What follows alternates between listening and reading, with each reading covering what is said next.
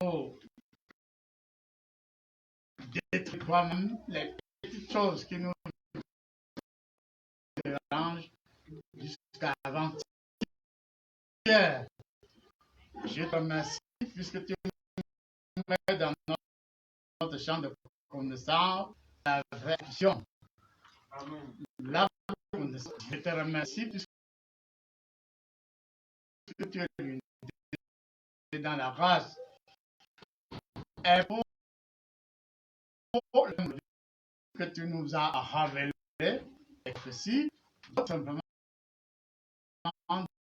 dire que nous sommes là au cœur de la révélation.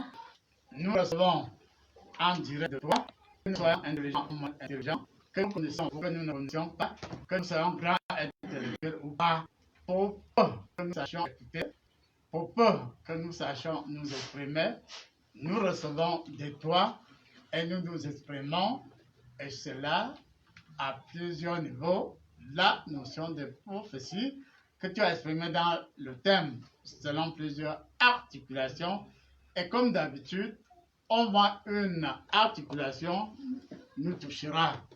Et quand nous serons touchés par une des articulations, quand l'articulation va se rendre compte dans sa mobilité et dans son état d'intelligence épanoui, de l'intelligence de synthèse, nous allons finir par entrer en contact inouï avec les autres éléments du même thème. Et alors, il y aura énergie de symbiose. Et face à une situation donnée, nous saurons véritablement ce que nous recevons, nous saurons véritablement ce que nous devons transmettre. Une partie, telle que tu viens de le montrer, reste en nous, une autre partie est autour de nous, et une troisième partie est pas évaporée, mais s'épanouit et touche lui par l'unité du souffle toute l'immensité. Je dis qu'il y a une partie qui est en nous, une partie qui est autour de nous, une partie maintenant qui sert notre environnement, qui entre en symbiose avec les données de notre environnement. Et à ce moment-là, nous partons de bonnes nouvelles car nous avons reçu de la lumière, nous trompetons de la lumière et nous donnons l'occasion aux autres de comprendre ce qui peut leur donner la joie, de comprendre ce qui peut les épanouir. C'est à partir de là que progressivement nous tendons dans la prophétie vers la transfiguration, c'est-à-dire que nous devenons totalement êtres de lumière et à partir de là, nous partageons de notre lumière et à partir de là, nous avons le saisissement et nous aidons aussi les autres à avoir le saisissement, avoir la plénitude, avoir la paix et nous partageons ce que nous avons reçu de Dieu. Et la prophétie, en termes simples, c'est aussi le sens de partage. On s'ouvre, on observe, on reçoit, il y a tamis de ce que nous avons reçu, il y a restitution de ce que nous avons reçu, tout comme hier tu nous as parlé des sens qui entrent en contact avec notre réalité, et après il y a expression par le verbe. Et le verbe, ce n'est plus seulement que nous ouvrons la bouche et nous parlons, mais le verbe, c'est l'expression du choix selon Dieu, l'expression selon Jésus-Christ, l'expression selon le Saint-Esprit. Merci et Amen. Amen. Bon. Bonjour Silo. Bonjour à tous. Bonjour. Je vais lire le thème sur la prophétie qui a été reçue le 13 juin 22 par Léocadie Sandrick Metou. La prophétie est une disposition de la réalité de Christ en nous. Elle est neutre. Elle est vertu dans l'absolu. Son véritable but est de réparer et non détruire. La prophétie est une des décompositions du Saint-Esprit en nous.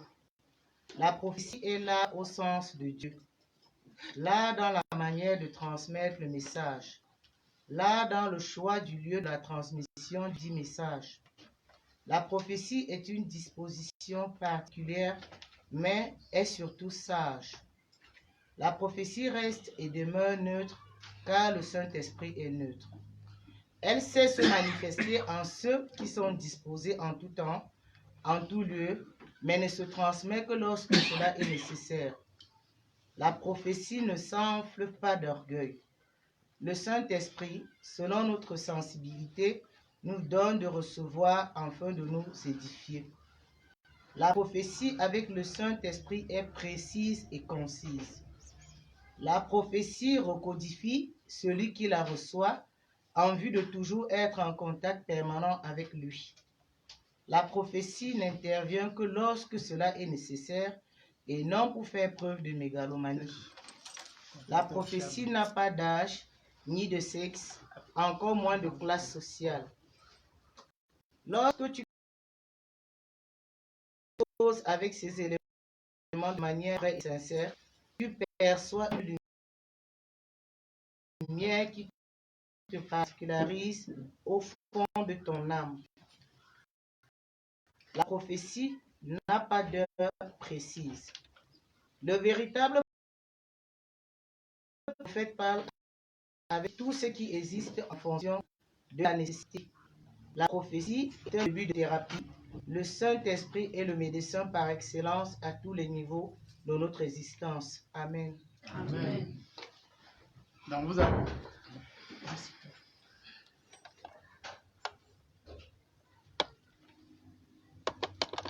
Oui, le principe revient sur le fait qu'il y a plusieurs articulations. Il y a complémentarité. Il n'y a pas antagonisme entre les différentes articulations. Et en bref, on vous rappelle, comme c'est dit dans le thème, que ça dépend des circonstances, ça dépend aussi des milieux. Quand tu es avec les scientifiques, la prophétie doit être scientifique. Quand tu es avec les sages, la prophétie doit être sagesse. Quand tu es avec le commerçant, ça suscite l'intérêt du commerce chez les commerçants. C'est-à-dire que le secret de la prophétie, c'est que tu es comme tu as été toujours avec ceux à qui tu prophétises. Pourtant, très souvent, c'est ta première fois du contact avec ces personnes. Mais ces personnes se sentent tellement intéressées, tellement englouties par la lumière qui t'entoure pendant que tu es en train de prophétiser. Et ces personnes, même terre à terre, se reconnaissent dans ce que tu es en train de dire. Et c'est parce qu'elles se reconnaissent dans ce que tu veux dire, dans ce que tu dis, que ces personnes acceptent ta vraie. Et à partir de là, comme je l'ai annoncé à l'introduction, c'est l'âme qui brille, c'est l'âme qui reçoit l'énergie. C'est-à-dire en nous, il y a le Saint-Esprit, en nous, il y a une partie de Jésus-Christ, en nous, il y a une partie de toutes choses. Et selon la situation, il y a une modulation d'une certaine qualité qui s'extériorise et nous donne l'occasion d'être nous-mêmes à l'aise. Parce que c'est l'âme qui prophétise et qui donne des éléments de connaissance. Si tu n'es pas sûr, si tu n'acceptes pas déjà ce que tu dis, tu ne seras pas convaincu et ça va se sentir que tu n'es pas convaincu de ce que toi-même tu dis. Mais quand c'est des gens qui ne peuvent comprendre que le Saint-Esprit seulement met en branle. Si c'est des gens qui ne comprennent que Jésus-Christ, ce sera le même processus. Si c'est plutôt des gens qui aiment Dieu, ce sera la même chose. Et vient Dieu de me rappeler que si c'est des gens qui ne jouent que par les élémentales, c'est-à-dire qu'il vient de prendre un exemple pour avoir des magnésies qui ne jouent que par leurs cailloux, par leurs pierres. Or, pour leur parler, qu'est-ce que tu fais pour être à l'aise avec eux? Tu as la pierre philosophale qui peut être philosophique, qui peut être... en tout cas, il y a plusieurs définitions par rapport à la pierre philosophale. Mais quand tu as la pierre qui synthétise l'énergie des gens qui sont accros à la pierre, au caillou, à ceci ou au rocher, ces personnes sentent qu'elles sont en retard par rapport à toi. Pardon, parle encore parce que ces personnes utilisent habituellement la pierre, mais ne comprennent rien à la pierre. C'était sous quelle forme, à telle occasion, pourquoi. Et vous pensez que quand vous touchez le comment, quand et pourquoi, les personnes qui vous suivent sont captivées. Et quand ces personnes sont captivées, si elles ont l'habitude de s'exprimer, ça dit qu'elles vont comprendre une autre façon d'assimiler, d'accepter, de mûrir ce que ces personnes ont reçu et puis d'extérioriser. Et à ce moment, c'est une partie de toi qui sort. Ça peut être sous forme de Jésus-Christ, ça peut être sous forme du Saint-Esprit, sous forme de souffle, sous forme de la lumière, sous plusieurs formes selon le contexte. Bon, on refait comme hier, c'est-à-dire que vous allez poser vos questions par rapport à une articulation et je vais vous répondre. Et pardon, comme on a dit, ne perdons pas de temps, il faut qu'il n'y ait pas de temps mort. Donc celui qui est prêt, il prend. Silo. Bonjour Père. Ouais. Ici, on nous rappelle son véritable but, c'est de réparer et non de détruire. Dans nos églises aujourd'hui, Père, quand l'homme de Dieu fait la prophétie, il ressort toujours que dans la famille, il y a telle personne qui a fait telle chose. Ouais. Telle personne qui a fait telle chose. Et il rappelle même à la famille de ne pas avoir le contact avec cette personne. Est-ce maintenant, il se cache derrière ce chapeau de prophète ou je ne sais pas comment qualifier, Père. Sinon, vérité. Il y en a chez qui ça sort comme ça sort, et parfois dans le mauvais sens. Et si la personne n'est pas encore mûre, elle est à l'aise, hein? Oui. Elle est à l'aise. Alors quand on dit que c'est pour réparer, non, pas pour détruire. Mais il faut aussi comprendre que parfois il y en a qui comprennent, jugent abusivement ce qu'on viens de lire là. C'est-à-dire, s'il y a un sorcier, selon dans la famille, il ne faut jamais dire qu'il y a un sorcier dans la famille. Et ici, à la joie, on dit que aucun homme c'est-à-dire, si tu appelles la panthère seulement la chose là, qui habite dans brousse, tu ne définis pas cette chose-là. Cette chose-là va finir un troupeau de chèvres, de moutons, de ceci, parce que tu ne l'as pas défini. On ne peut mieux combattre que ce qu'on a défini. Et par contre, quand il y a un sorcier dans la famille, la première étape, c'est de localiser le sorcier.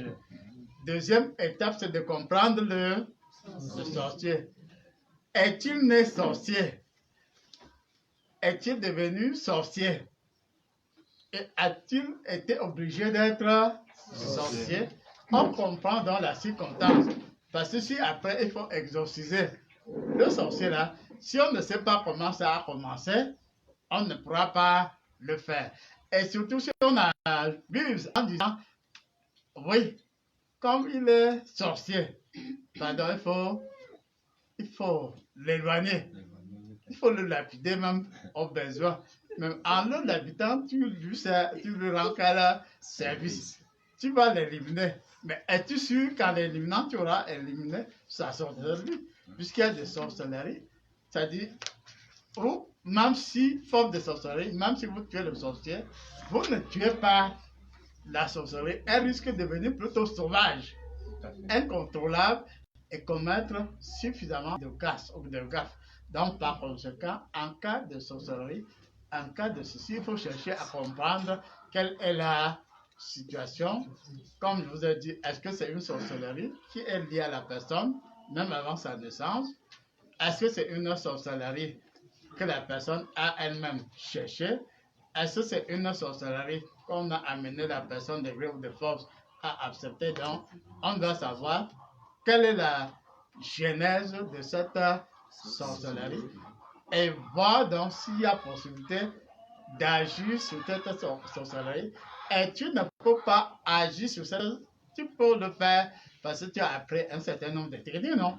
Il y a l'exorcisme, on parle de techniques de combattre la sorcellerie, mais cette méthode est trop limitée. Tu ne peux être exorciste que tu as été choisi, puisqu'on, même pour l'apôtre, on a dit qu'il y a des apôtres qui sont nés.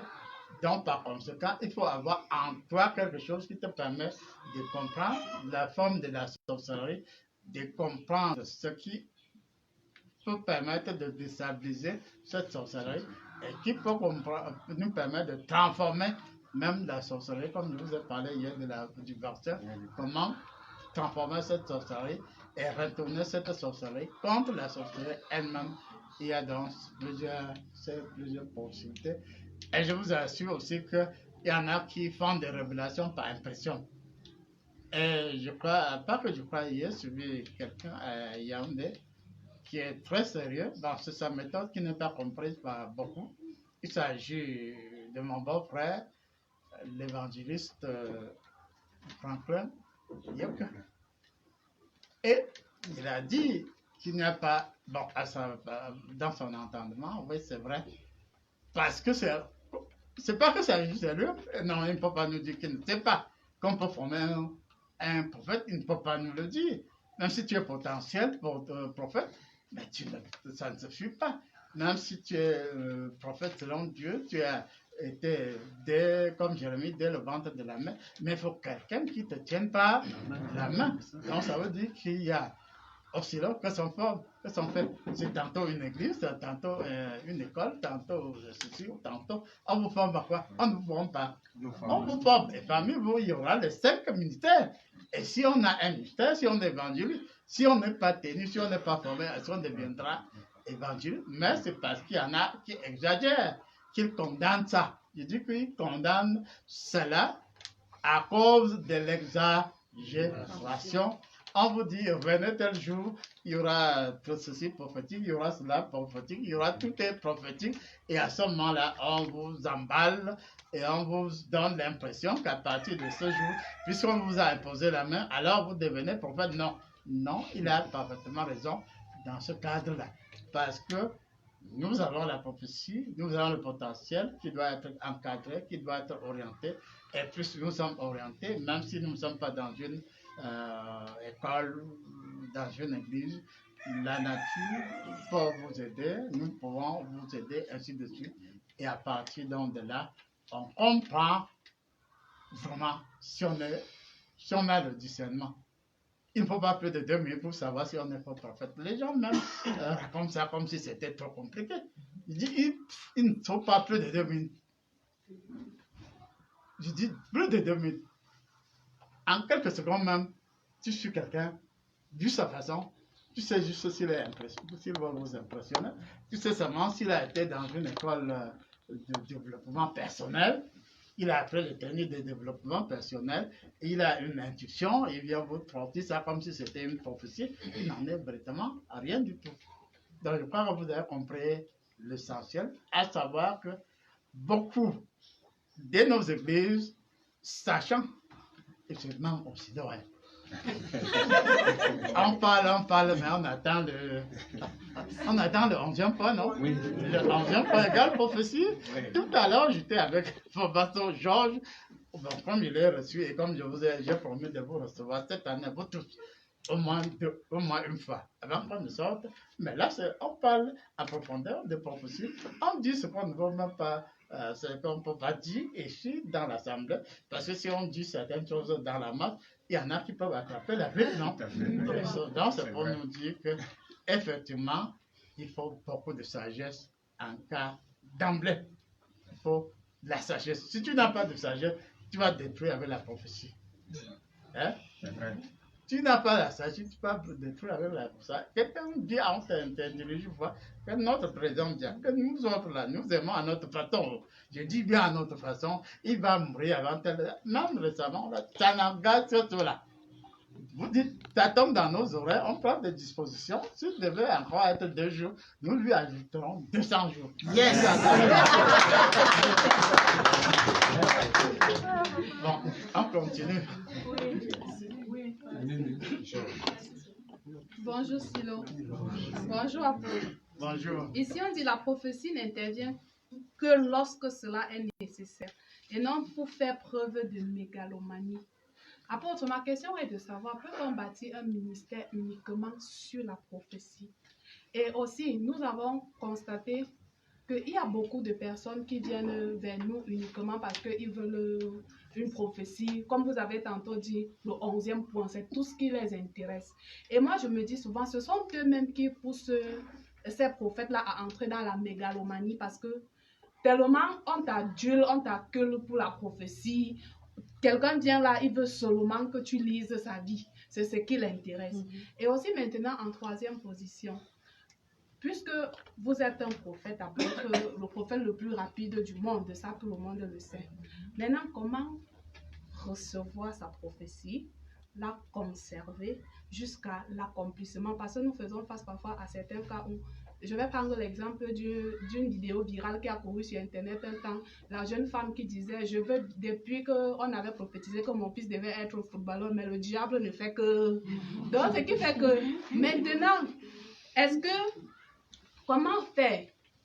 Puisque ce sont des cas auxquels on fait face. Quelqu'un va venir, par exemple, dire, l'apôtre, on avait prophétisé que je vais me marier, puisque je parle de mariage parce que les femmes, pour elles, le mariage, là, c'est tout un autre problème.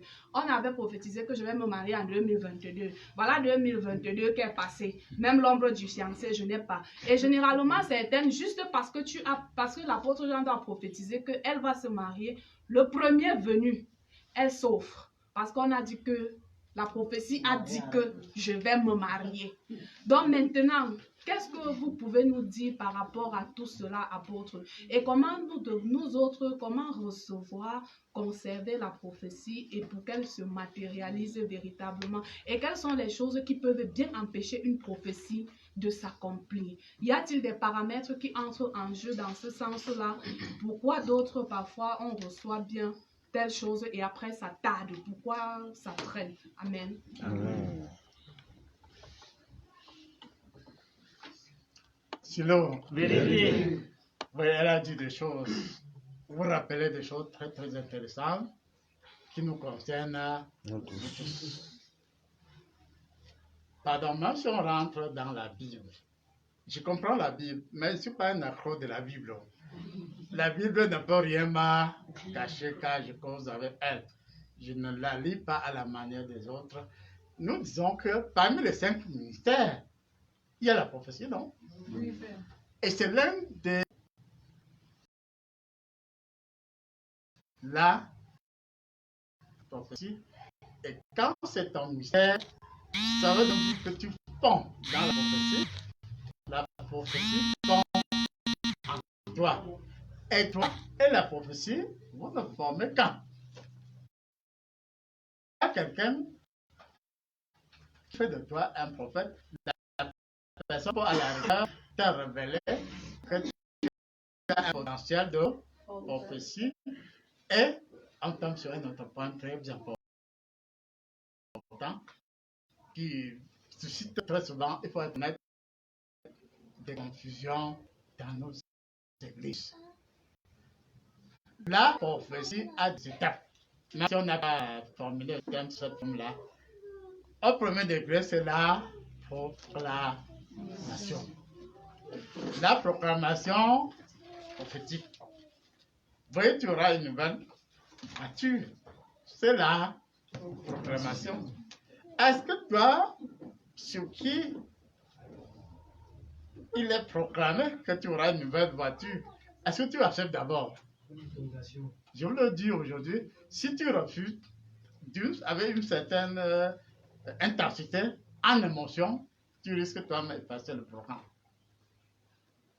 Mais celui qui a proclamé n'a pas menti.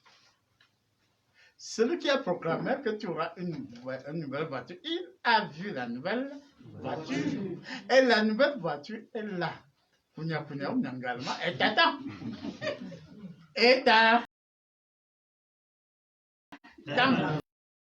comment est-ce que tu manifestes la réception, puisqu'il y a des étapes, il y a dans la proclamation par un prophète. Deuxième moment, toi-même qui reçois, tu dois prier. En toi, tu dois accepter la prophétie. Et tu dois accepter la maturation de la prophétie en toi. Et quand ça a déjà cuit, en goûte, non. Quand ça a déjà cuit, on goûte et on mange. Et on sent que c'est bon, ça a été déjà bien préparé. Mais beaucoup sont butés parce qu'ils sont surpris par la proclamation prophétique. Et ils jugent selon leur ego, selon leur intelligence, la proclamation prophétique et se bloquent. Et on peut donc dire que parmi les prophètes, les vrais, ils savent donc qu'il y a la proclamation, ils savent qu'il y a l'ouverture, ils savent qu'il faut l'acceptation, ils savent qu'il faut la maturation de la prophétie ou du potentiel prophétique. Il faut que ça mûrisse, il faut que ce soit exprimé. Et si toutes ces étapes sont respectées, pauvre ou riche, tu auras ta nouvelle voiture. Mais, il y a un gros mais, la proclamation prophétique, généralement, c'est pour impressionner. Regardez dans beaucoup de télévisions. C'est pour impressionner. Et dès lors que c'est pour impressionner, tu ne prépares pas le terrain. Puisqu'il faut préparer celui à qui est destiné la prophétie. Il a le potentiel, mais est-ce qu'il a été préparé pour cela? Il faut donc le préparer. Et c'est ce que faisaient nos aïeux. Il ne suffisait pas de dire telle chose va arriver, telle chose va se faire. Non. Ils prenaient tout le temps pour préparer. Et nous, à notre tour, on peut préparer. Ça veut donc dire quoi? Tu peux voir quelqu'un, c'est la prophétie. Hein? Là, on ne parle plus de proclamation de ceci, de l'action prophétique. Suite à la prophétie, tu vois un python qui a avalé quelqu'un. Il ne reste que ses pieds. Tout le reste est avalé. Tu fais ton discours, tu fais le discours à qui? À la personne qui est dans, avalée, jusqu'au niveau des pieds. C'est du ventre, sauf si c'est un être extraordinaire. Hein. C'est du ventre du python qui va entendre. Il peut entendre, mais c'est des cas rares. Il peut en... Même Jonas, dans le ventre du poisson, il savait qui il était, non? Mais est-ce que c'est tout le monde qui a cette... c'est pas tout le monde qui a cette chance. Donc, quand quelqu'un est déjà dans le ventre du python, ne lui fais pas des discours. Cherche langue, puisque je vous ai dit l'autre jour que quand quelqu'un... on a pris quelqu'un que 14 non. Le discours, ça ne les dérape, le discours ne les dérape pas. Il faut chercher l'angle où tu dois neutraliser celui qui l'a pris en clair 14 et à partir de là, quand il est libéré, c'est là après que tu lui donnes un peu à manger, il se lave, ainsi de suite, et après que tu peux lui rappeler ce qui s'est passé.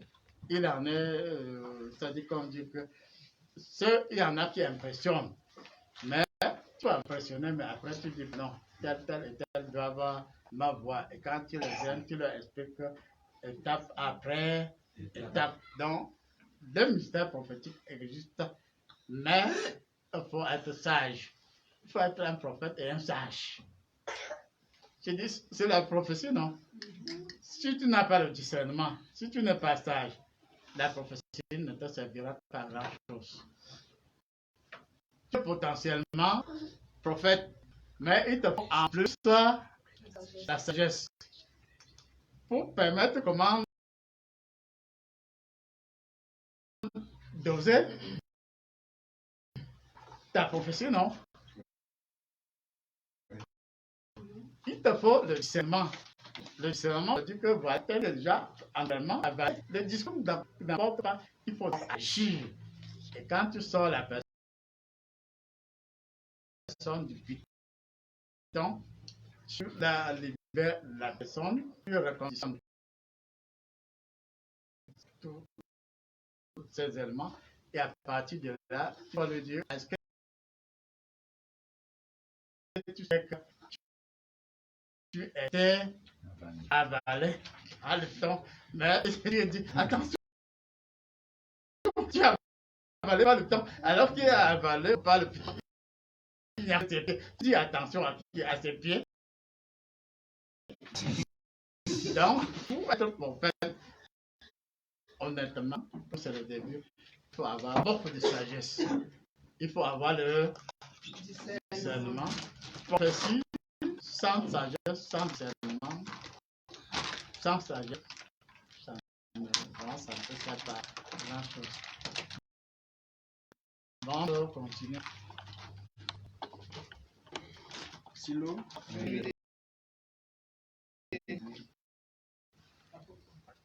La prophétie recodifie celui qui la reçoit en vue de toujours être en contact permanent avec lui. Père, je suis en train de regarder ici. Parfois, la nature aurait du vide et il existe les faux prophètes et ils travaillent normalement. Je veux ici faire comprendre à ceux-là qui sont prophètes et qui dorment que toi, tu puisses nous réexpliquer ça pour qu'ils ne dorment plus afin de jouer le rôle, pour qu'il n'y ait plus de ces faux prophètes qui jouent le rôle normalement. Parce que comme la nature est du vide, ils travaillent et ça tient bon. Ici, là, quand vous allez nous expliquer, ils vont comprendre qu'ils doivent chercher à suivre la voie de la prophétie. Amen. Sinon, effectivement, sa préoccupation retrouve et le résumé de ce qu'on vient d'expliquer. Codifier veut dire quoi? C'est-à-dire, avant le codifier, ça veut dire t'expliquer les différentes étapes. Prêt à consommer, non? Prêt à porter, c'est-à-dire c'est la codification. Codifier, c'est décrire les différentes étapes et toucher le déclencheur. Tout ça codifier, c'est trouver aussi le code, non? Comment déclencher le processus. Et on peut donc se dire qu'effectivement, dans la codification, on te décrit les différentes étapes par rapport à ta spécialité, puisque les prophètes ne se ressemblent pas. Chacun est seul à être lui. Et chacun a la nature de ses prophéties. Il y en a qui sont de tendance scientifique, comme moi, par exemple, c'est surtout l'aspect scientifique, l'aspect explication, codification.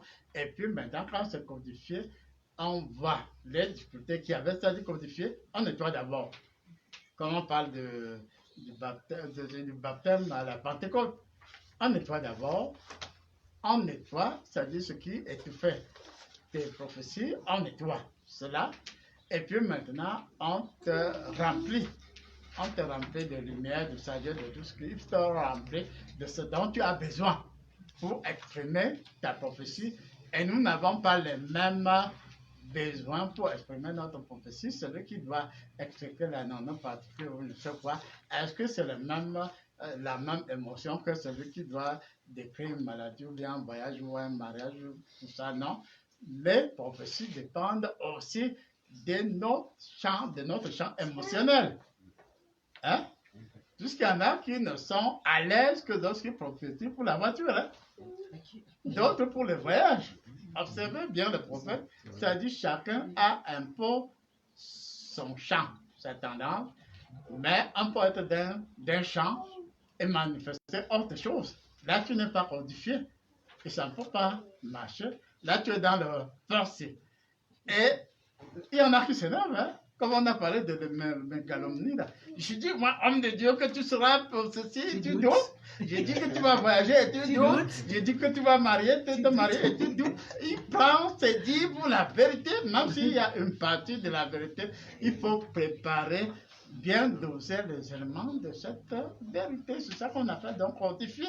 C'est-à-dire codifier, c'est rendre opération et de façon permanente un phénomène. C'est ça la codification. Ça veut donc dire que pour que tu sois le prophète ou l'un des prophètes les plus rapides du monde, il faut qu'il y ait une base. Et ma base, c'est tout simplement que oui, notre cerveau a la capacité de traiter 12 millions d'informations à la seconde. Et je sais que rien à penser à cela, tu as déjà consommé ta seconde. Le secret, c'est quoi? Comme mon cerveau va autrement très vite, quand je pense donc à quelque chose, il y a déjà la réponse. Et la notion de la prophétie pour dire que je suis le prophète le plus rapide, vous aussi, vous pouvez faire l'expérience, puisque c'est ma chose gardée. Ça veut donc dire que si vous ne le savez pas, votre prophétie, quand vous êtes déjà codifié, est fonction du rythme de votre langage. On se comprend, non? C'est-à-dire, vous prophétisez, mais au rythme de votre élocution habituelle, que vous pouvez même augmenter le champ de votre élocution. Vous pouvez aller très vite si vous le voulez. Et c'est la prophétie, mais sauf que vous allez trop vite. Alors que celui qui est encore débutant cherche à gauche, cherche à droite, cherche par ici, derrière. Non, là, tu consommes des précieuses secondes, alors que tu aurais pu, en une seconde, traiter donc 12 millions d'informations. Et comme c'est comme ça, nous acceptons tout simplement que pendant qu'on est en train, je l'ai expérimenté à Sky One, une radio Sky One à Yaoundé, quand on ouvre la page de quelqu'un, avant même qu'on la lise, j'ai déjà et la question et la réponse. Alors, si vous n'acceptez pas ce principe, vous ne serez jamais parmi les prophètes les plus rapides. Parce que si tu attends qu'on lise d'abord tout, et puis tu cherches la réponse, tu ne peux pas être le voyant, toi aussi le plus rapide du monde. Ça veut donc dire qu'à Sky One, quand Dieu donnait Mbenga, que nous connaissons très bien, le communicateur, quand il ouvre la page, pendant qu'il ouvre la page des questions, c'est-à-dire à l'écran, les questions s'alignent, les réponses s'alignent. Je ne faisais que lire à l'écran et je le disais à haute intelligence. Il s'affiche, ou bien il s'est affiché pendant qu'on disait ta question, telle ou telle réponse. Donc ça veut dire que nous-mêmes, nous devons travailler notre façon d'être. Nous devons nous comprendre et nous devons savoir aussi que nous pouvons travailler au même rythme que notre cerveau. Pourquoi pas en nanoparticules aller plus vite que le fonctionnement de notre cerveau. Donc on passe à une autre personne. Bonjour, Silo. Bonjour, apôtre. Bonjour. Ma préoccupation est d'abord ceci. La prophétie est un début de thérapie. Le Saint-Esprit est le médecin par excellence à tous les niveaux de notre existence. Après, je voudrais comprendre comment mener à bien sa thérapie avec le Saint-Esprit pour pouvoir bien travailler. Une fois au Grand Silo à Yaoundé, vous nous avez parlé que l'essentiel, le plus important, c'est l'agir. C'est l'agir parce que quelqu'un peut être là, il n'entend pas, il ne voit pas, et il n'a même pas le ressenti et il agit et puis c'est ça qu'on attend. Maintenant, comment devrait travailler ce genre de personnes qui n'a pas d'écoute, qui n'entend pas et qui ne voit pas. Et que ce prophète-là doit travailler de quelle manière? Amen. Amen. Bon, on va commencer par le commencement, puisqu'il est lu là-bas que la prophétie est le début d'une thérapie, c'est-à-dire de la guérison. Et c'est naturellement vrai. C'est vrai à tous les égards. Pour ça, je vous ai toujours dit qu'en face d'une situation, d'une maladie ou autre, quand tu es déjà professionnel, quand tu as réellement la codification de la prophétie, pendant que tu parles, ce n'est pas de paroles en vain, c'est comme on a dit, il parlait hier, des sens et du verbe. Et on a dit que le verbe contient les 500, au-delà des 500. Donc, le verbe s'exprime en fonction de ce qui a été déjà décrit, de ce qui a été déjà résumé. Et le verbe a déjà la codification. Le verbe a l'énergie d'accompagnement. Ça veut donc dire que les débutants des prophéties, ils pensent qu'il y a une cloison étanche entre la prophétie et la thérapie. Non, il n'en est rien. Puisqu'en réalité, à passer à quelqu'un, n'est-ce pas que tu agis déjà sur la personne, il dit, niveau 1, tu penses seulement, il se dégage de ta pensée une force d'accompagnement en faveur de la situation ou de la personne. Quand on dit situation, ça peut être un pays, ça peut être le monde, ça peut être disons, situation dans tous les sens.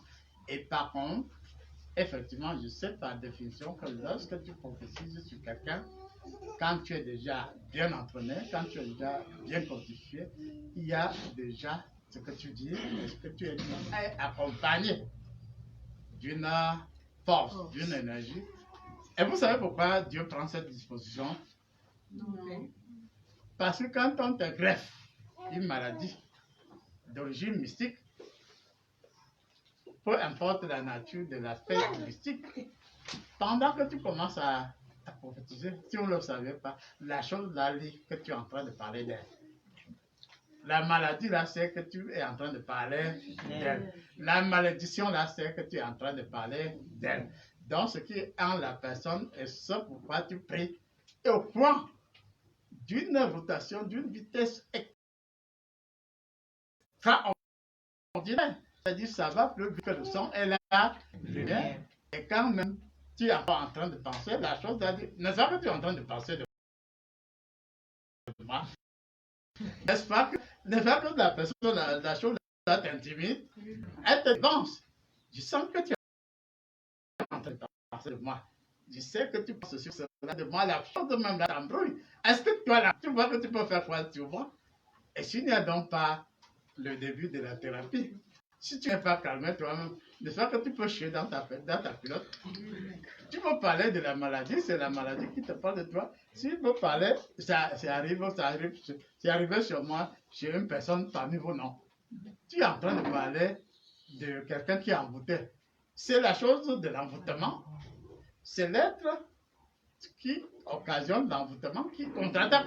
Tu penses que toi, le petit là, tu penses que tu peux m'inquiéter, tu penses que je t'ai vu, je sais quelle est ton intention, et je te contre-attaque, et je vais te montrer ça dur, et puis le plus souvent, la chose là peut te rendre même malade. Donc ça veut dire que c'est pour ton bien toi-même.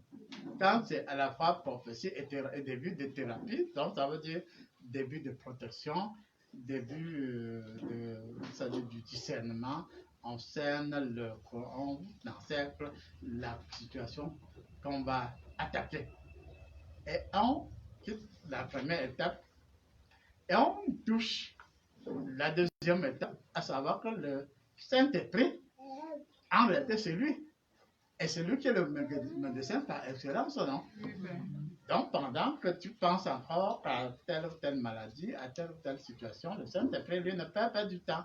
Il anticipe, il agit avec précision, et on dit, oui, tel était procédé, voici que la personne vient d'être délivrée. C'est pas parce que tu as appris un certain nombre de techniques, puisque c'est eux qui prêchent là. La plupart, c'est des gens qui ont appris des techniques, un certain nombre de techniques. Oui, les techniques peuvent marcher, mais contre les petits esprits. Je vous assure, si vous n'avez pas le Saint-Esprit, et là on est dans la vérité, ne vous attaquez pas à certaines situations. Sinon, vous risquez d'être paralysé au sang propre et tout figuré. Je crois qu'on ne se rend pas. C'est que si vous n'êtes pas sûr de vous, si vous n'avez pas le Saint-Esprit, qui en réalité, c'est nous avons juste l'intention, nous introduisons, mais l'opérateur, c'est le Saint-Esprit, c'est ce que ça va nous dire ici. C'est-à-dire, nous nous préparons pour la prophétie, mais le vrai prophète, c'est le Saint-Esprit, c'est Dieu, c'est Jésus-Christ.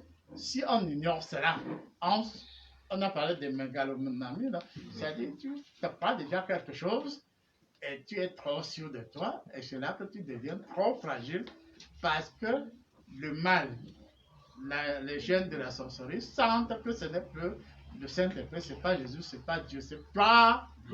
Et là que tu es trop fragile. Et c'est pour ça que certains prophètes immondes, ils sont très puissants, mais à un moment donné, ils chutent comme une feuille morte sous le vent. Bonjour Silo. Bonjour Père. Bonjour.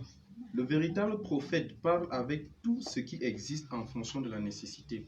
Père, j'aimerais savoir si cela a un lien avec la maîtrise des 4 éléments, comme nous l'avons vu précédemment, le thème de l'apôtre, où il est dit que le véritable apôtre maîtrise avec beaucoup de dextérité les 4 éléments, ou alors ça a une signification autre. Merci. Sinon, c'est juste la complémentarité, puisque je vous ai dit en l'entend que si vous maîtrisez un des aspects du thème sur la prophétie, l'aspect là entre en énergie de symbiose avec tous les autres aspects.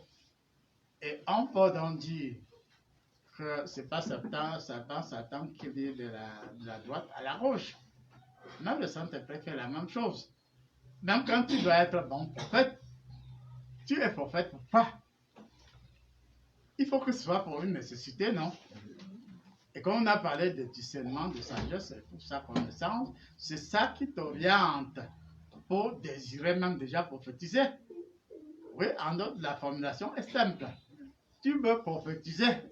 Si c'est pour montrer que tu es grand, c'est ton affaire. Si tu as la démangeaison de prophétie, c'est toujours ton affaire. Mais si tu prophétises parce que la nécessité, c'est la solution. Tu prophétises pourquoi? Est-ce que c'est seulement la proclamation? Est-ce que c'est ceci ou cela? Or, quand c'est ton être entier qui est en sympathie avec le Saint-Esprit, t'oriente vers une nécessité. Quand tu es donc déjà à la nécessité, en répondant à ta deuxième aspect de ta préoccupation, puisque pour que tu prophétises vrai et avec efficacité et puissance, et que tu aies la maîtrise des 4 éléments, puisque c'est action-réaction, et non seulement tu prophétises, mais tu agis. Est-ce qu'il faut le feu? Est-ce que c'est la terre? Est-ce que c'est l'élément terre? Est-ce que c'est l'élément eau? Est-ce que c'est terre? Tout ça. Les 4 éléments dans la sympathie et dans la synchronisation nous permettent non seulement de dire ce qui a eu lieu, de dire ce qui dérange, mais de trouver aussitôt la solution. Il ne suffit pas de dire tel a un kyste, mais au même moment, tu agis sur le kyste.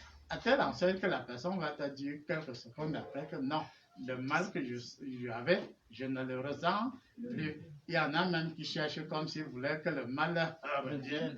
Donc là, ce sont des aspects psychologiques. Dans certains cas, ça peut. Mais quand c'est vraiment Jésus-Christ qui guérit le mal, c'est fini en moins d'une seconde. C'est normal. C'est Jésus-Christ, la particularité qu'on prend, même plus que la nanoparticule, même plus que tout ce que nous pouvons imaginer. Et c'est ce que la nature a permis, qu'on aille vite, avec précision et avec nécessité. Qu'est-ce qu'il faut utiliser? Est-ce le feu? Est-ce l'air? Est-ce la terre? Est-ce le voir? Vous comprenez? Et quand vous comprenez, si c'est l'élément O va agir avec assurance. Même comme il y en a qui jugent, qui disent que non, l'eau a fait ceci, l'eau a fait quoi? Jésus-Christ a utilisé l'eau, non? Hein? Mais si tout ce qu'il faut condamner, c'est la superstition. Tout ce qu'il faut condamner, c'est la superstition. Donc, il y a la lumière qui active l'atome d'hydrogène. Et par conséquent, beaucoup ont eu à utiliser l'eau YAL sans qu'on leur dise de quelle eau il s'agit. Et il y a eu des résultats, non? C'est pas parce que quelqu'un peut dire, oui, voici l'eau, cette bouteille d'eau au marché, je ne sais pas aujourd'hui combien ça coûte, je n'en sais rien, mais ça a un prix au marché. Mais si le commerçant, ça veut dire qu'il prend une bouteille à 500 francs et il la revend, je ne sais pas, à 1000 francs. C'est là qu'on peut parler des commerces. On a une eau à laquelle il y a une valeur ajoutée, selon moi, selon vous, entre nous. La valeur ajoutée là, va coûter 10 francs, 5 francs. Hein? Est-ce que c'est ça? Puisqu'ailleurs, la valeur ajoutée qu'on te donne, c'est en termes de millions. C'est pas vrai. Mais si tu es cupide et déjà tu n'as pas reçu la force pour transmettre la lumière dans cette eau qui touche, Dieu dit bien, l'atome d'hydrogène, et l'atome d'hydrogène par la suite est devenu feu, non? Et quelqu'un dit, donc cette eau-là, rien que la présence de ton eau là dans ma maison, ça me dérange. Vous pensez que c'est quelque chose de simple, que celui-là, il y en a qui achètent des fétiches pour ceci ou pour cela, et on achète un fétiche à combien? Puisque parfois, quand il faut édifier ceux qui nous écoutent, même les internautes, il faut leur dire la vérité. Il faut leur dire la vérité. À un moment donné, on peut dire, moi-même, je suis un malade. Pardon, si tu sais là où on prend l'eau là, et même si c'est 100 000, je vais acheter ma part et puis donc c'est une façon de blaguer. Donc ça veut dire que normalement, Et ce qui est condamnable quand on parle de prophétie, c'est que certains prophètes prophétisent. Et c'est vrai. Et c'est vraiment pour ça que beaucoup de prophéties sont fausses. Ils prophétisent, apôtre Gamé, pas selon le Saint-Esprit, mais ils prophétisent parce qu'ils n'aiment pas la tel. Ils profitent de l'occasion pour mal parler de tel ou tel. Et la rage, c'est-à-dire, ça veut dire quoi? Quelqu'un se lève et dit non, je veux parler de votre vieux là, je veux parler de lui, je veux profiter de lui. Et comme il a la rancune, ce n'est plus le Saint-Esprit, ce n'est rien de positif, mais c'est la rage de sa rancune qui parlera de votre vieux. Et ça n'a rien à voir avec la vérité. Et ça n'a rien à voir avec la prophétie. Puisqu'en réalité, tu imagines, même si tu n'imagines pas, la rancœur que tu as, la rancune que tu as, la colère que tu as, t'exprimes. La colère aussi s'exprime. Hein? C'est pas seulement l'amour qui s'exprime, c'est pas seulement l'amour qui s'exprime. La colère aussi a l'envie de s'exprimer. La jalousie a l'envie de s'exprimer. Et la jalousie s'exprime. Et tu vas faire foi. Parce que la jalousie te dit, mais la jalousie te dit, te fait de ces révélations, si on peut appeler de révélations, pour que tu deviennes aussi jaloux, pour que tu sois colérique. Et la jalousie te codifie pour que tu sois jaloux. La colère te codifie pour que tu sois colérique. C'est-à-dire que la codification, selon le Saint-Esprit, a un résultat. La codification, selon la mort, a un résultat. Et nous devons être désormais des hommes de Dieu sages. Prochaine question.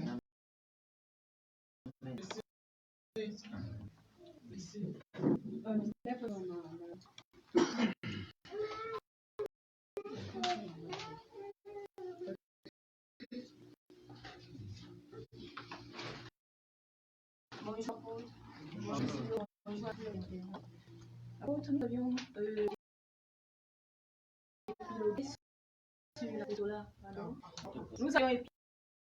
épilogué sur l'apostolat, c'est-à-dire sur le caractère de l'apôtre et l'éducation de l'apôtre. Toutefois, on rencontre dans l'Église des prophètes qui fouettent le brebis, qui malènent le brebis de telle sorte que la brebis même en question est frustrée.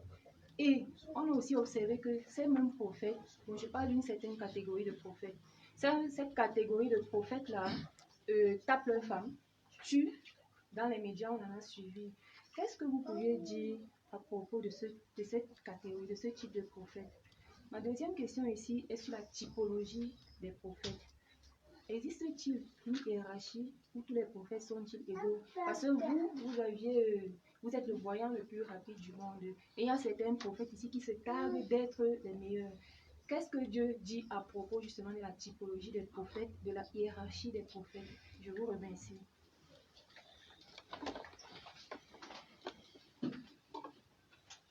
Silo. En réalité, il y a une hiérarchie dans les prophéties. Puisque même dans la Bible, on nous rappelle que la prophétie, la sagesse et le discernement. C'est-à-dire qu'il y a une hiérarchie dans les dons du Saint-Esprit. Mais, je vous ai dit que comme la prophétie, tout part de là, Marie. La prophétie, c'est la marque déposée du 11e point. Et comme c'est la marque déposée du 11e point, chacun travaille cette marque-là pour se faire le plus de clients. Ne tournons pas autour du bon. Pour se faire le plus de clients, ce ne sont même plus les fidèles, ce ne sont même plus des patients, c'est clients. Bon. Et dans la famille, il y a qui cherchent des clients. Et quand tu as des clients, tu dois les moduler, non? Ils doivent marcher comme tu veux. Et quand, dans certaines structures, je me rappelle qu'effectivement, j'ai assisté au cas où un élève avait posé une question et son maître avait dit que non, c'était une question sur la religion et le maître s'est fâché. Il a fouetté à tel point. Nous étions des protestants, mais l'élève là, le lendemain est parti à l'église, à l'école catholique, parce qu'il ne voulait plus être fouetté. Et on peut dire, il y a aussi des gens qui, dans leur catégorie qui disent que non, Si tu déranges, c'est pas toi qui dérange. C'est le démon qui dérange. Mettez-le à terre, à plat ventre. Je vais le fouetter personnellement pour châtier un peu le démon qui est en lui, pour qu'il se reste tranquille. Donc là, on est dans le forcé.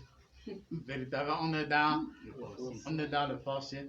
Puisque quand tu deviens prophète avec le Saint-Esprit, tu n'as même pas à trop élever le ton. Pour que le démon ait peur de toi. Mais c'est posément, naturellement, puisque Dieu m'a dit, ta seule présence, dans certains cas, suffira.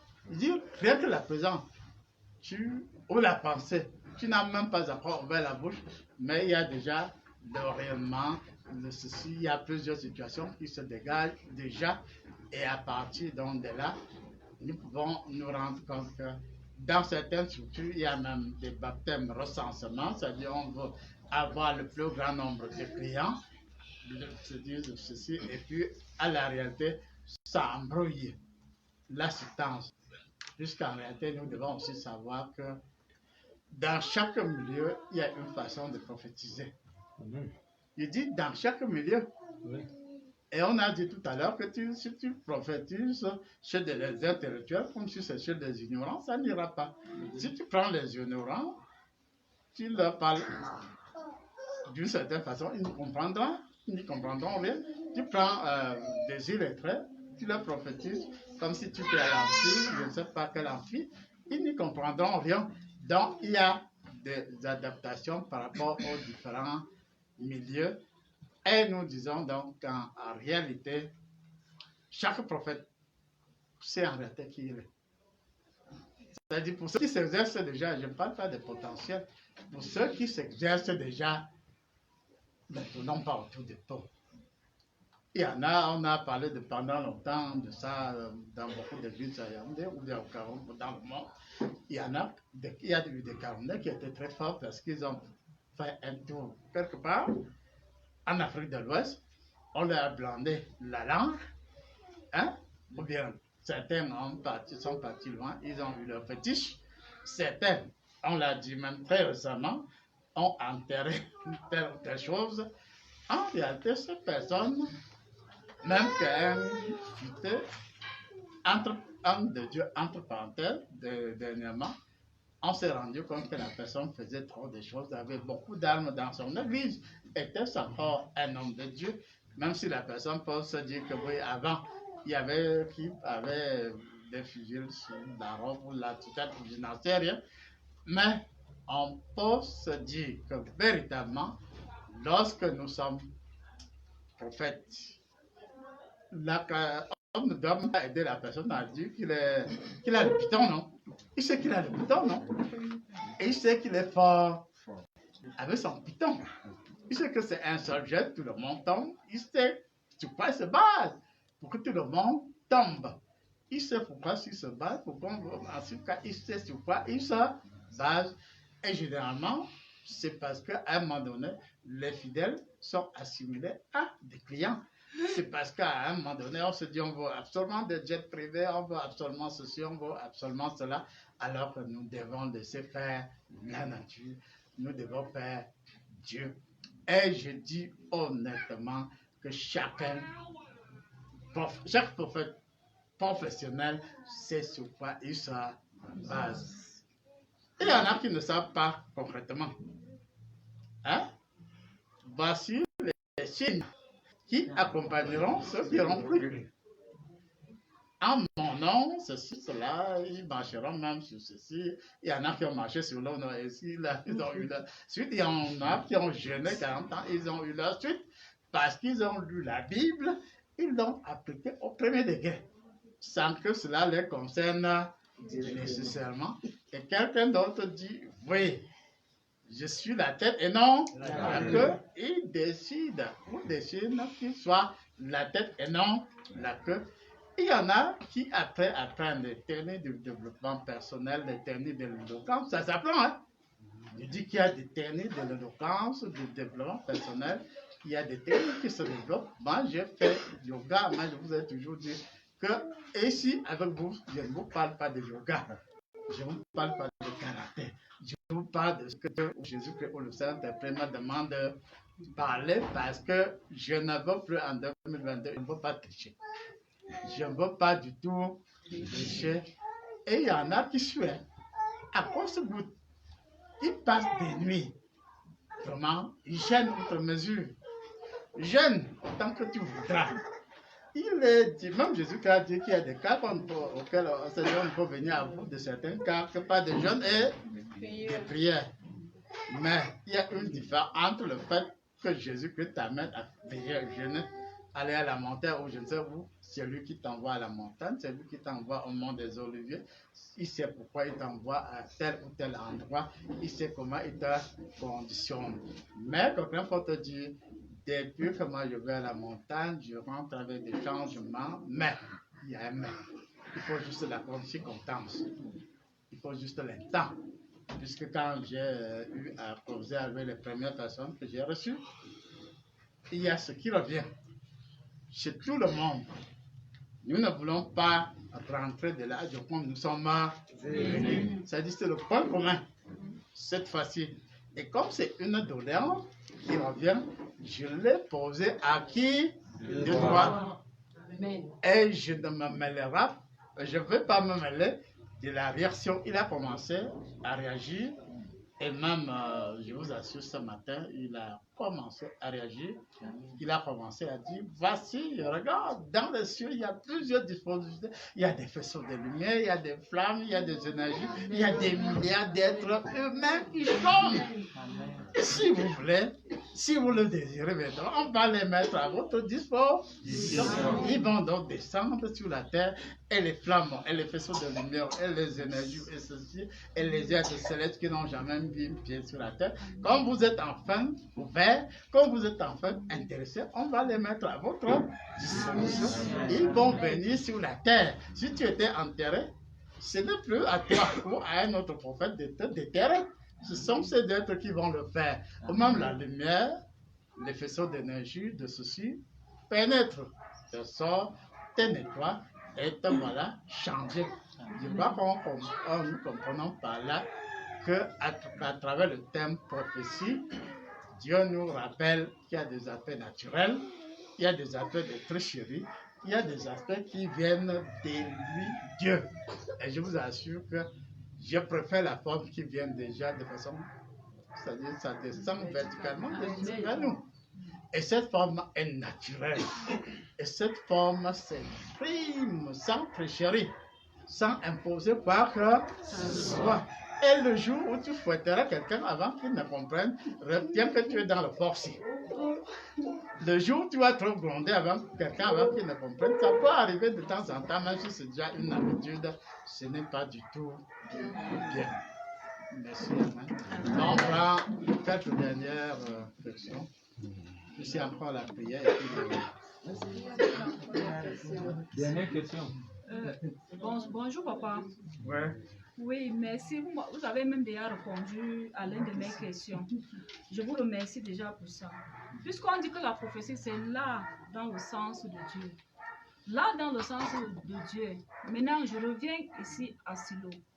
Je reviens ici à Silo, puisque quand nous, on vient ici à Silo, on vient comme les malades, comme je peux appeler.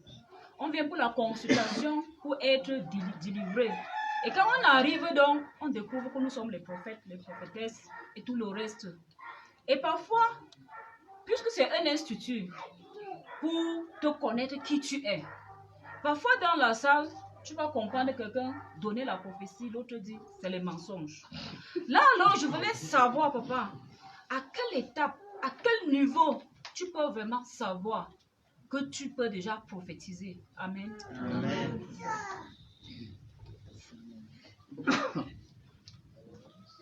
Oui. Silo. Silo. Vous pensez que lorsqu'on prophétise dans cette salle, les cieux ne vous observent pas? Vous pensez que je ne vous observe pas? Hein? Vraiment, ça, on est. Quand vous prophétisez, peut-être d'ailleurs, mais dans cette salle, même ailleurs désormais, vous êtes plus sur ce que ça. Tout à l'heure, ceux qui devaient être sur le terrain pour le descendre, ils m'ont appelé. Pas parce qu'ils ne sont pas sûrs d'eux, non, non, non. C'est une force d'accompagnement. Un plus. Et je vous dis donc, ne te laisse pas impressionner. Dans cette salle, je vous ai à l'œil, je vous ai dit et redit. Je vous ai à l'œil. Et on peut dire, je vous ai parlé de la théorie de Bororo, non? Chez nous en bas, là, il y a longtemps, c'est-à-dire le Bororo, il est là avec ses maigres pieds. On dit que c'est dit qu'il va tomber d'un moment à l'autre.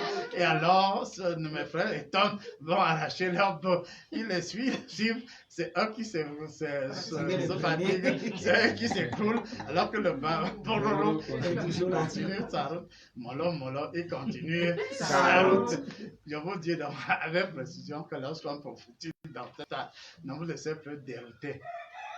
Il y a quand même une nuance. Vous savez qu'avant, je constate que les humanoïdes n'aiment pas la vérité. Hein? Les humanoïdes n'aiment pas la vérité. Ils aiment juste la vérité. C'est-à-dire quand on se vend, quand on gonfle comme un mauvais tapioca. Je vous dis qu'avant, j'étais avec vous. Mais j'étais plus à la montagne de la connaissance, j'étais plus dans les cieux. J'étais honnête, non, que parmi vous. Mais, ne vous l'aurez pas. Même en différé, le Saint-Esprit me faisait le compte rendu. C'est pas parce que je disais que j'étais à la montagne de la connaissance, j'étais plus même pas à 90, à 75% dans les cieux sur la montagne de la connaissance. Vous pensez que quand je rentrais, on ne me rendait pas compte. On me rendait compte et je me disais que bon, voilà jusqu'où ces personnes veulent aller. Le deuxième affaire, c'est dans les cieux. Les cieux nous observent. Et les cieux me disent, après observation, et s'il y a l'ignorance, s'il y a des faiblesses, les cieux savent comment vous aider pour arrondir les angles et pour redevenir vraiment prophète, puisqu'en réalité, ce qu'elle a dit est vrai, non? Beaucoup sont venus vers moi parce qu'ils avaient initialement des problèmes. Et certains avaient des problèmes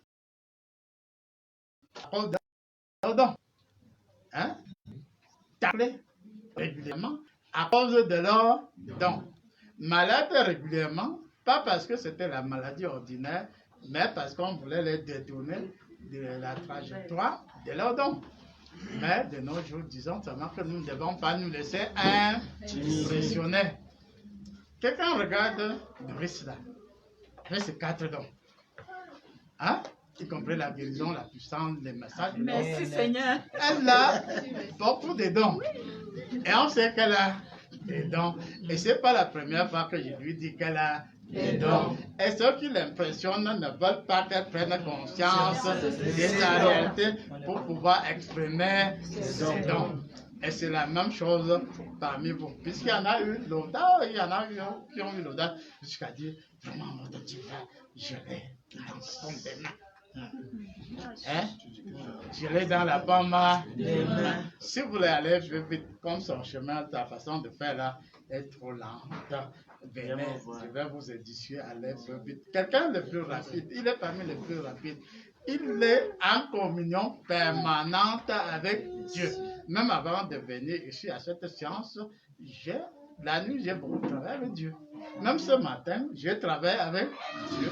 Et c'est ce matin qu'il a ouvert les cieux pour dire, voici ce qu'on a mis à votre disposition. Pour que vous soyez honnête, mais chacun a sa façon.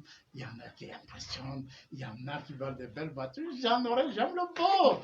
J'aime le beau, je ne me le cache pas. Mais pour le moment, le beau ne me subjugue pas au point d'oublier ma mission. J'assume que le beau ne me subjugue pas au point de faire oublier ma mission. Et le Christ est simple. Plus tu montes dans ta mission, dans l'acceptation à Jésus-Christ, au Saint-Esprit et à Dieu, ils savent que tu aimes le beau, non? ils vont te donner, selon ta convenance, des possibilités d'avoir des mets de peau.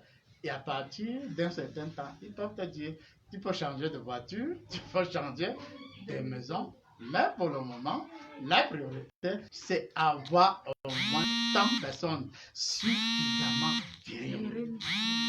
Je dis bien suffisamment viriles. Qui ne vont pas trop, qui sont naturels en amour. Qui recevront. Et alors, tous ceux qui sont honnêtes avec Dieu, ils sortent du mensonge. Parce que quelqu'un peut recevoir et à un moment donné, comme on veut déjà confiance, la personne accepte que la mensonge pour la personne accepte que le mensonge qu'on a. Est-ce que vous pensez que je suis fort là, c'est le vieux là, c'est pas le vieux là, c'est pas le... C'est quoi? C'est déjà un mensonge qui peut un jour se retourner contre toi. Parce que c'est même un mensonge bête. Tu sais d'où tu dis ta force, mais à un moment donné, on t'emballe là, avec je ne sais quoi, et tu te lèves et tu dis non, je suis plus fort que celui. Peut-être. Ton impression donne peut te faire croire que tu es fort, même si tu étais fort, même si tu es plus fort que moi.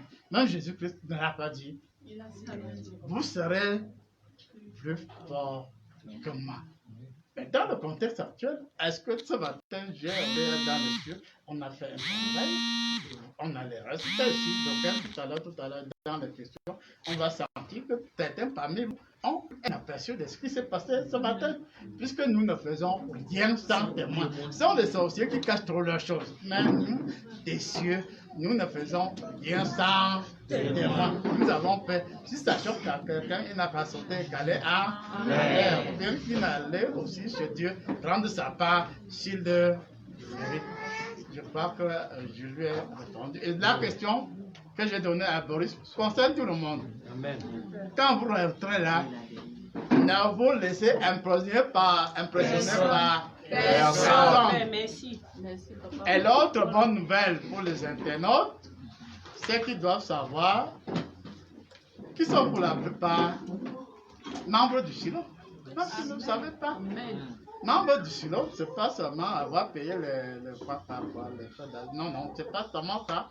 Parmi les internautes, il y en a qui sont membres du silo. Et quand on va finir la retraite, on leur donnera l'occasion de poser aux aussi des questions. Et on va leur répondre. Et je vous les rassure que je ne ferai aucune question. Aucune. Même si ça concerne mes amis, je vais réagir, mais sans choquer qui que ce soit. La vérité pour l'épanouissement est pour grand Dieu. Merci, Amen. On va aller sans transition à la prière.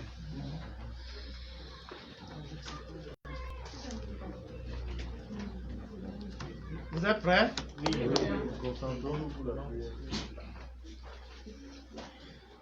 Silo.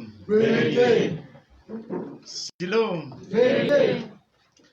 Mon Dieu, je te remercie d'introduire la notion de l'énergie gamma 1611.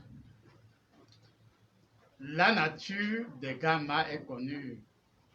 Bon, c'est un symbole utilisé dans la littérature, dans la science, mais gamma 16. On est là en plein dans l'absolu de la justice sociale, dans la vitalité de la couleur indigo. Aujourd'hui, tu as parlé de la couleur verte et de la couleur indigo.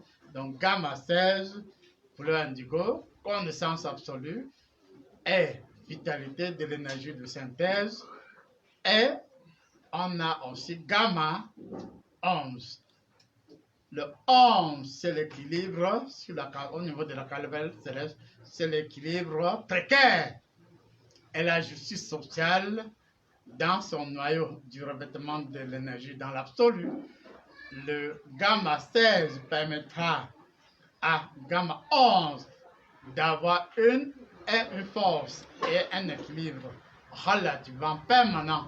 Et là, le gamma 13, le gamma 14, le gamma 11, le gamma 16 fusionnent pour devenir absolu, l'absolu du soleil primordial, et pour revenir à ce que ceux qui sont ici, ceux qui nous suivent en ligne, veulent. Chacun veut grandir. Chacun veut véritablement évoluer. Et même moi, beaucoup d'entre eux souhaiteraient que mes conditions sociales, financières et autres changent. Même si j'ai reçu énormément de Dieu, tout à l'heure, en méditant, je me suis rendu compte que très souvent, ils ne reçoivent pas assez parce qu'ils ne posent pas suffisamment les bonnes questions. Et Dieu m'a rassuré ce matin que elle va vous aider à poser des bonnes questions. Elle va vous aider à aller au-delà des apparences. Parce qu'il y en a qui ne sont accro que parce qu'ils sont dans un insolite, dans un habillement insolite. Tout est extravagant. On est dans la mégalomanie, Mali, plus. Mais Dieu nous dit calmement qu'il est souple, il est actif, il est lumière dans le rayonnement absolu. Et par conséquent, Dieu lui-même qui est dans cette salle me rassure que ce n'est pas le serpent seulement, qu'il soit python, bois ou autre, mais dans les nuits de la connaissance, dans l'épanouissement, Dieu nous rassure ici et maintenant qu'il a la possibilité, qu'il est dans cette salle et qu'il peut vous donner de ses empreintes de son propre doigt, le major de la main droite, il imprime soit 14, soit 12, soit 13, soit 7, soit 6. En tout cas, chacun reçoit de son major du côté de la main droite une impression dans le dos proportionnellement au potentiel susceptible d'être activé, et Dieu me rassure qui vous entoure et vous entoure d'une connaissance inédite. Il vous rassure que dorénavant, il vous donne la possibilité d'être en contact direct avec moi. Parce que s'il a permis, lorsqu'on était encore du côté de soi, que je puisse être avec Jésus à côté de lui, Jésus à sa droite, moi à sa gauche, s'il nous a donné l'occasion, après certaines rotations, d'entrer Jésus-Christ dans son flanc droit, moi dans son flanc gauche, c'était pour nous transférer, réactualiser une énergie exceptionnelle. Et à votre tour, pour ceux qui seront ouverts, pour ceux qui seront honnêtes et humbles, et recevront eux aussi. Même s'ils ont commis des erreurs, parfois c'était pas de leur faute, parfois c'était suite à des manipulations. Je ne garde pas rancune. Et Dieu, après avoir mis de son empreinte sur le dos de chacun, il a commencé par Marie, il va le faire pour vous tous, il va le faire pour ceux qui sont restés, il va le faire pour nos ingénieurs, et que l'amour de Dieu dans son absolu soit. Que l'amour de Dieu dans son absolu soit. Et vivement que le souffle serpentaire qui descendra des cieux dans l'univers vers moi pour m'activer le rayonnement, et qu'à mon tour je puisse réharmoniser, et qu'avant la fin de cette retraite vous l'ayez reçu, et que ce que nous avons laissé ailleurs reçoivent, que les internautes de moi, merci et amen. Amen.